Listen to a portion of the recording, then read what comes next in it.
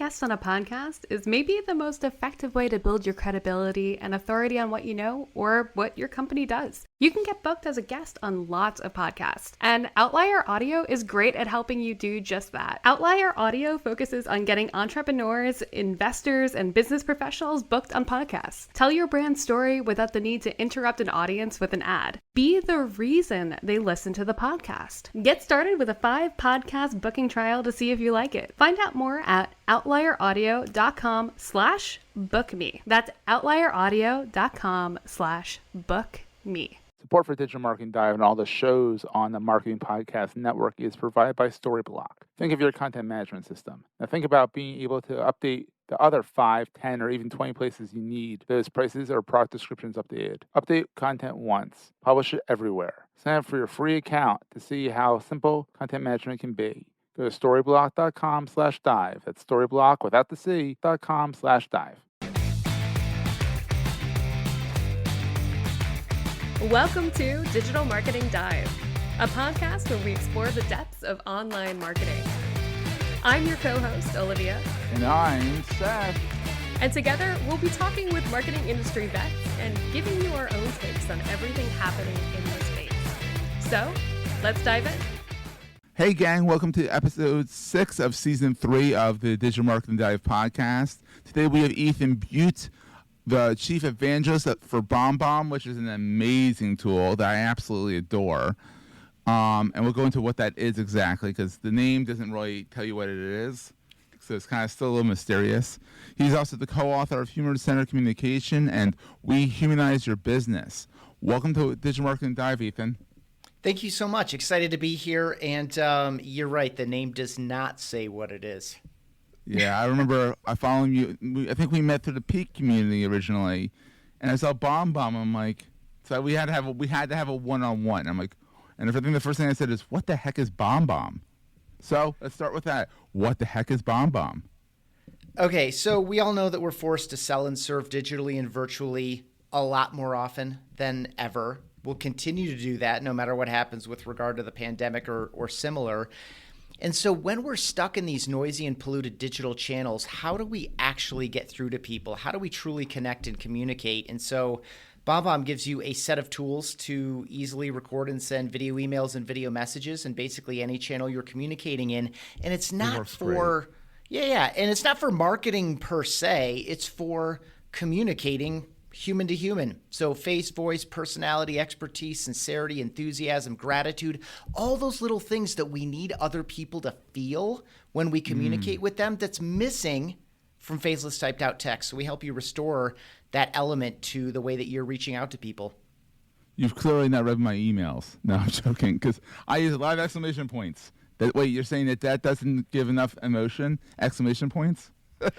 Yeah, good observation. Emojis as well. I mean, these things that we try to do. And this is a funny thing. I'll just share a funny piece of feedback. So when you send a message of appreciation or congratulations or something like that, what very often happens when you send that as a video is that you'll get back all caps, multiple exclamation points, little smiley faces, and all someone's trying to do is give you back the same energy that you gave them naturally, human to human, through your video message. It's great. I love it. And Olivia, I'm gonna let you play with my account. It's a lot of fun. No, it's addictive almost. Before you know, or I think when I was using it a lot, I had sent you some too, saying, "Hey, thanks for a good job on the site," and stuff like that. So, and what I love about it is when you paste the URL into like a LinkedIn message or whatever, it gives you a GIF or GIF or whatever the hell you want to say that word.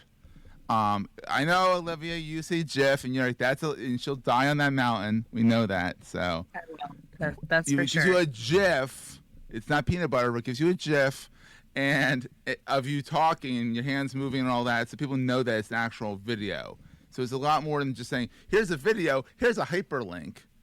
And it's like, oh, do I want to click on that? It actually shows you what the heck you're going to get, which is nice. So yeah, automatically takes the first 3 seconds and loops it. So don't pick your nose during the first 3 seconds.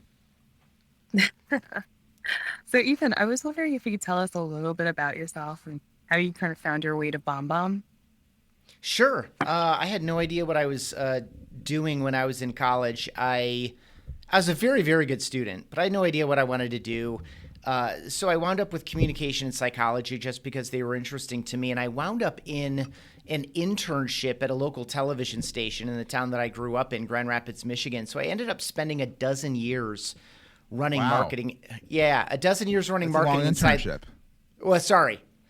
I spent a dozen years in 4 jobs post-internship running marketing, like in your local ABC, NBC, Fox station in Grand Rapids, Michigan, in Chicago, and out here where I am now in Colorado Springs.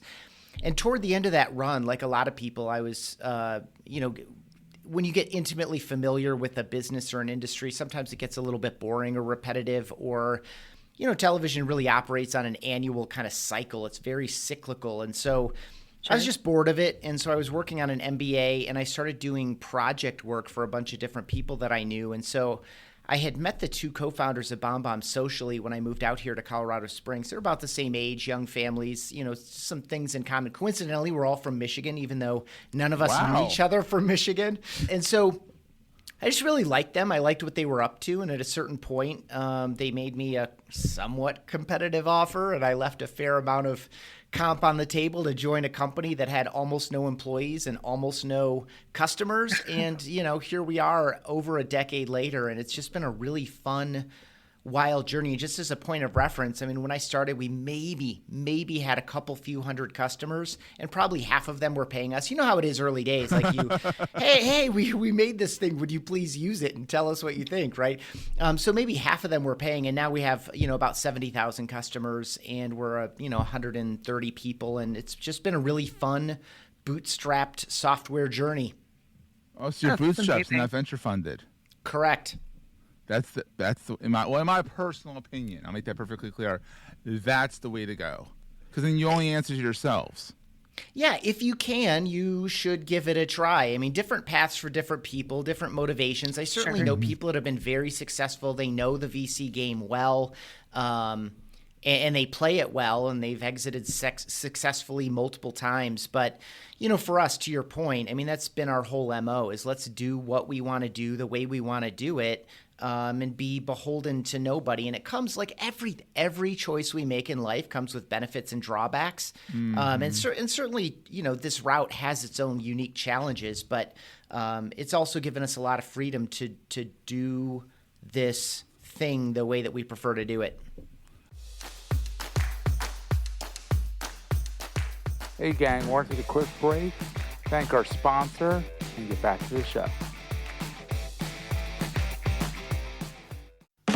This summer, feel free in FP with the Summer 2022 collection from Free People, a lifestyle brand crafted and curated for the creative spirit. As the summer heats up, Free People cools you down with bright colors and optimistic prints, always expressing your creativity. When you're looking to tune out, or when you're looking to tune in, when you're looking for peace of mind, when you need that moment of zen, when you feel free in FP. Shop the Summer 2022 collection at freepeople.com. I love it. So why is video so important to customer engagement, acquisition, and retention? Like, why is it? What's it about video that's like? It's so enrapturing.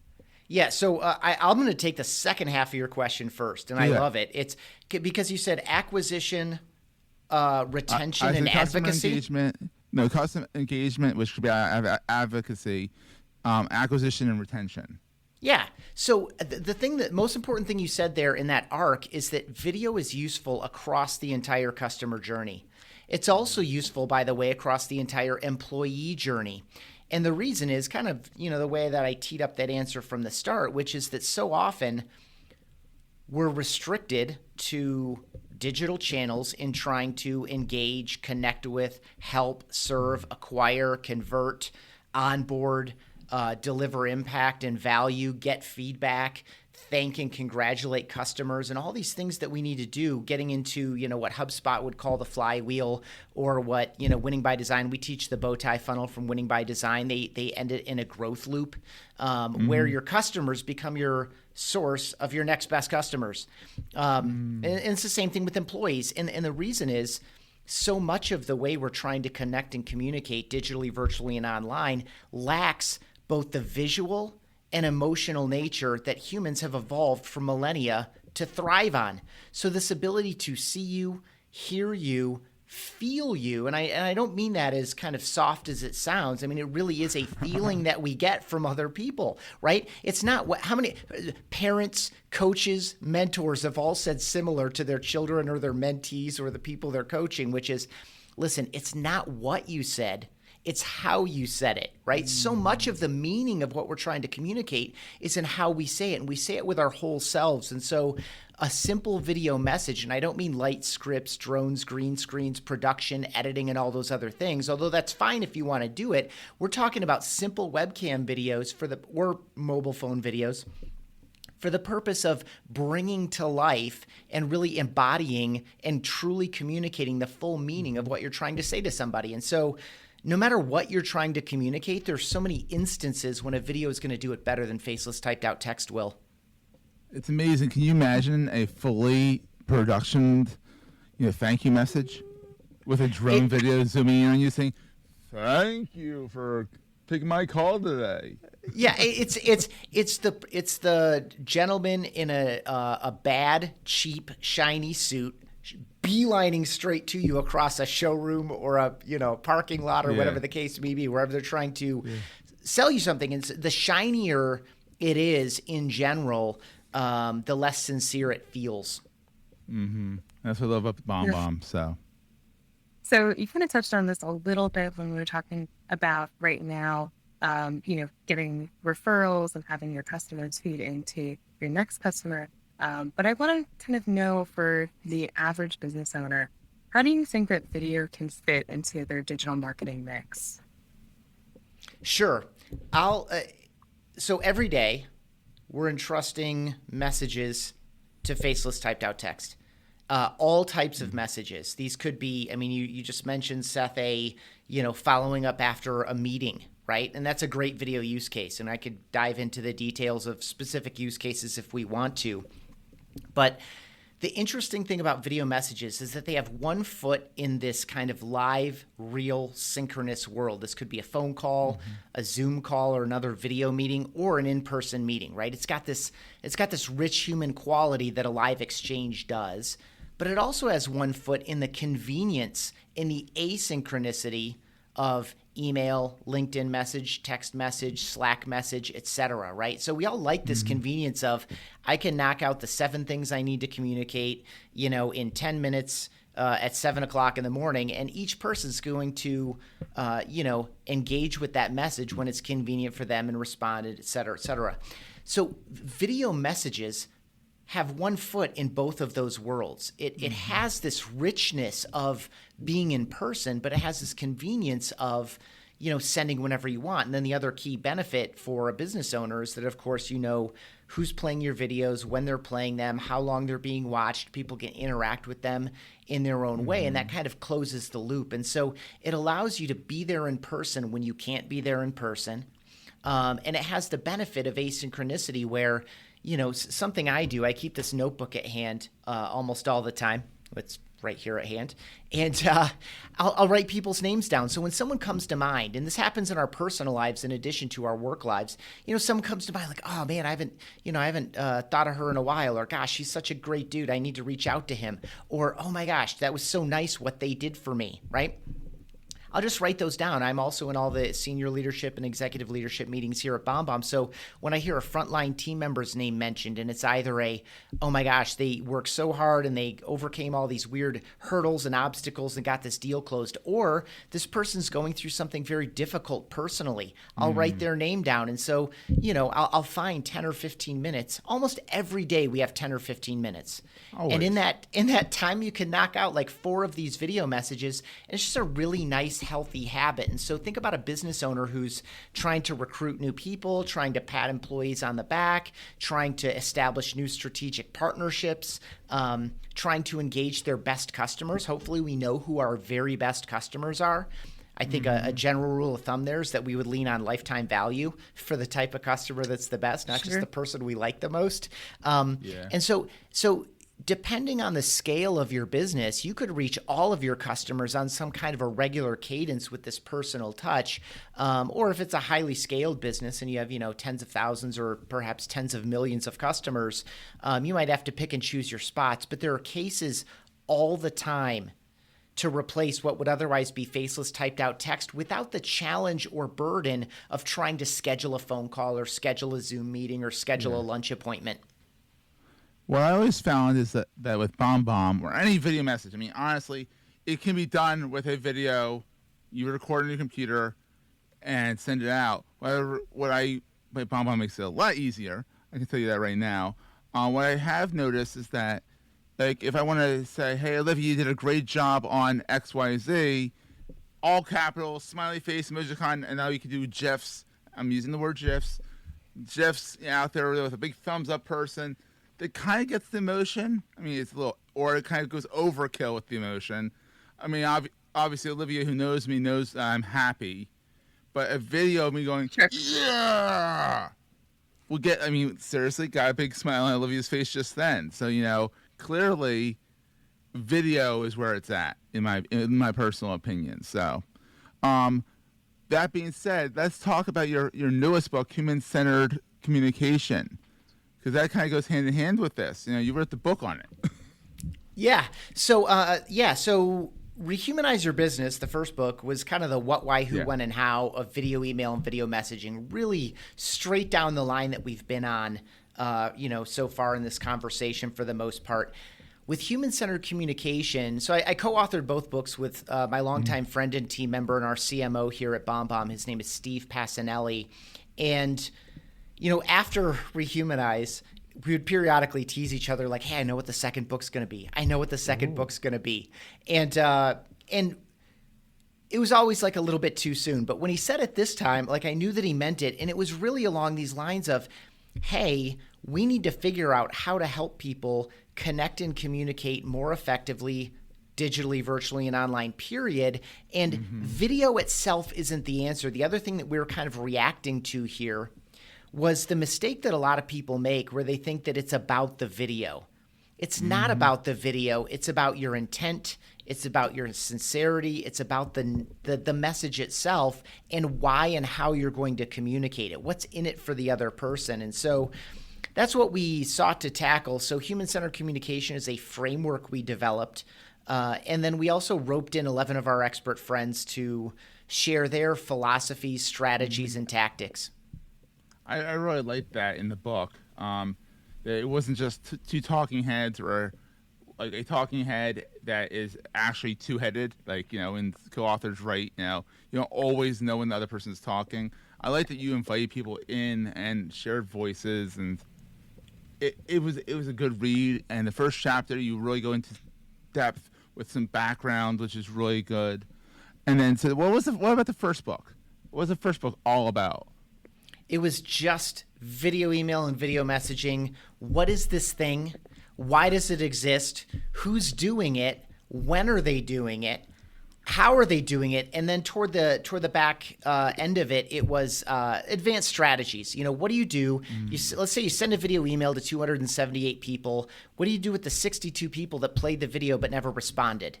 And so some advanced strategies about how to follow up and how to be more effective with it overall. And so it was really, that one was born out of, I hit my 6-year full-time anniversary at BombBomb, and I just really kind of welled up with pride, healthy pride, I'll say. Healthy pride about how far we had come as a community. We truly pioneered this movement. And when you look around at the market, and Seth, you mentioned it, there are a lot of different ways to do this. You could DIY it. I recommend not doing that. I think it's slower and a lot less effective than using your hard drive space too. Yeah, and your recipients. What are they supposed to download, a 328 meg file before they ever see 1/4 of a second of you smiling at them? And so, but the space the space that we pioneered with and through and for our customers and our broader community has attracted hundreds of millions of dollars of venture capital and a lot more competition. Wow. And so there are a lot of different ways to do this. But I was just really excited back then about how far we had come. Like, this was just an idea, and we were trying to, build a movement around it. And so I wrote this blog post. I stayed excited about it. I ended up turning it into a deeper outline and just started writing a book. And no one knew about it besides my wife and son because they noticed. Yeah. Until I was maybe 10 or 15,000 words in. And then I started thinking about how do you actually bring a book to market? And someone was like, is this your book? Is this a BombBomb book? I was like, I don't know. So, I went down that journey of building a business model around the book. Like, what are the different ways we could do it? What would the costs be? And then I started shopping it internally, and Steve got really excited about it. And we shopped it to Wiley, and Wiley was like, who's your co-author? I was like, I'm writing it. And they're like, no, you need a co-author. I was like, okay. And it was very obviously and immediately Steve. I mean, we've worked together side by side for years, and we've known each other for years longer than we've worked together. And so it's just a really great partnership, and we released it to some success. And we just felt like a book is a really interesting analog, mainstream, physical way to get the message in front of people who might not otherwise interact with it. I mean, we generate thousands of free trials every month. We have a lot of email addresses in our database. We share a lot of information with people who connect with us in a variety of different ways, whether it's at a trade show, whether they give us an email address online, whether they attend one of our sessions, whether they start a free trial or buy it. But that reach is different than publishing a book and having it in, say, airport bookstores. I can't tell you how many times. I can, actually. It's like 8. How many times someone said, I was flying from here to there, and I was looking to grab something to read, before my flight, and I saw this.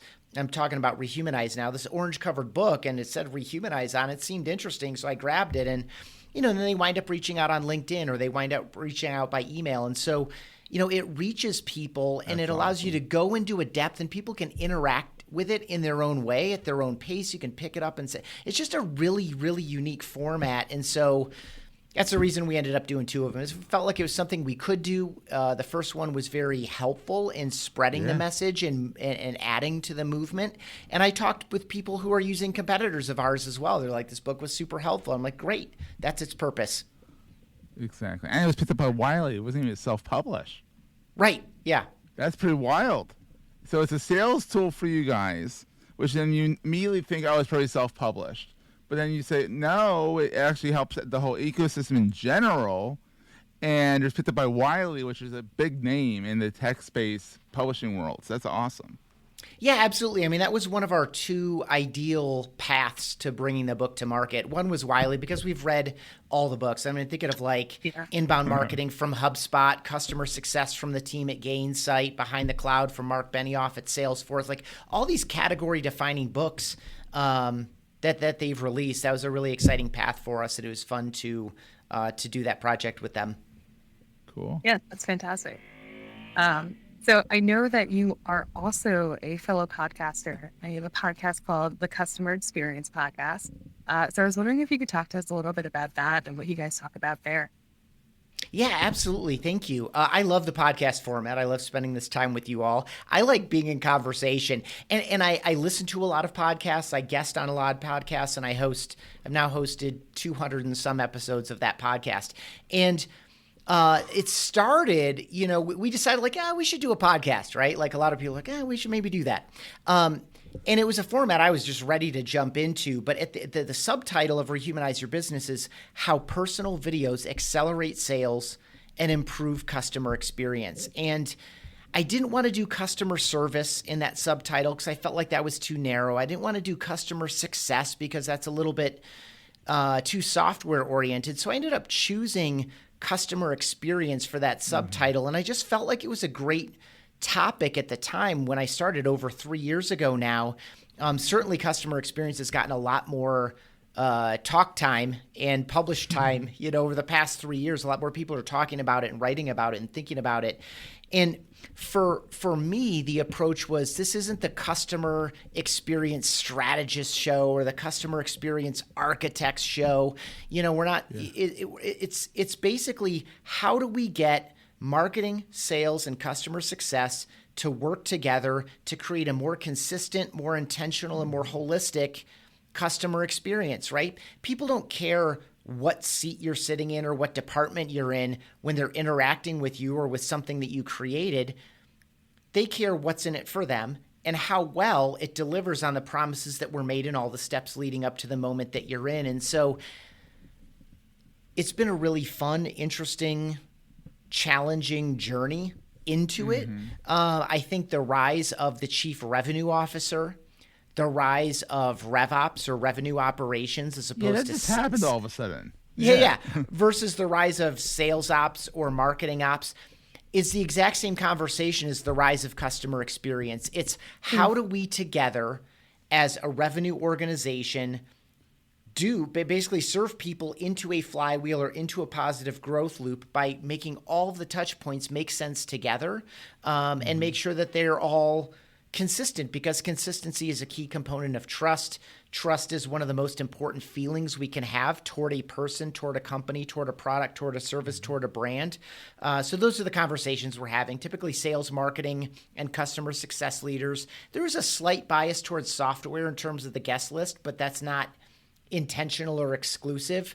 But that's what we're trying to do is talk to, small, medium, and even enterprise-sized businesses about how to be more intentional and work together across silos. Because even in a healthy culture, we can get a bit siloed about our work. We see the customer for a different period. We're measured against the customer, sometimes even paid against the customer in different ways, which can create some inconsistencies in the experience that we're delivering. And last thing I'll say about it, the other reason that this is such an important conversation right now is that all the other points of differentiation are gone. There's product parity in basically every single market, and I'll give you two versions. So BombBomb could release a feature today, and everyone could go, "Oh my gosh, this is amazing! I gotta get back into my account, or I need to sign up for this thing, or I need to tell my friend about it." But it could be a matter of weeks or hours before a competitor releases the exact same feature. The other thing I'll say, one of the stories a guest told me was, I used to get my car serviced at this one place, and they were pretty good, but then this other place had all the same stuff. They had the nice coffee and snacks and sodas in the waiting room, but they also decided that they would start coming to my house to get my car, take it to the shop, do whatever they were going to do, servicing, and then bring it back to my house. And so, but it's only a matter of, again, hours or maybe days or maybe weeks or maybe months before everyone else in town does the same thing. Now, they might not choose to do so. Point being, product parity is the thing. You cannot differentiate on features and benefits in the product or service anymore. Customers are in control. We all know this. I'm sure it's a frequent kind of conversation point on your show, which is, customers have more access to information. Their voices matter more than ever. They can write reviews, word of mouth, social media, et cetera, et cetera. And there's just a state of hyper competition in most markets. And so customer experience is your key point of differentiation. It is the key point of competition. And so how do we do it better is the theme. Awesome. So, Ethan, where can people find you online, and where can they find your books? And actually, where can they find BombBomb online?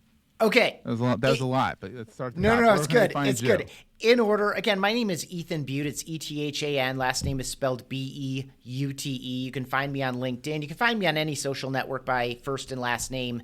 And sometimes it's separate, sometimes it's jammed together, but it's Ethan Beute everywhere. And you can actually email me directly too. It's Ethan, Ethan, at BombBomb.com. We are at BombBomb.com, where you can learn more about what we're doing. We had a bunch of resources there if you want to learn more about what this is about. And if you want to check out the books, they're at BombBomb.com/book. BombBomb.com/BOOK. And BombBomb.com/podcast. Yeah. There you go. I'm going to put that in there too. Yeah, absolutely. And this will all be in the show notes for people. So, if you can't remember how to spell Butte, which it took me a few times to remember how to spell. I've known Ethan for a year or two now. I can still have to think Butte. Okay, I get it. So, Ethan, this has been great. Thank you for being on the show. Yeah, thank you so much, Ethan. Hey, that's it for today's episode of Digital Marketing Dive. Our show was edited and produced by Seth Goldstein, with a little help from me, Olivia Sassini. We are so thrilled to be part of the MPN podcasting family. Be sure to subscribe to our podcast wherever you're currently listening to this podcast. And if you liked what you heard, please drop us a review. It really helps a lot. Until next time.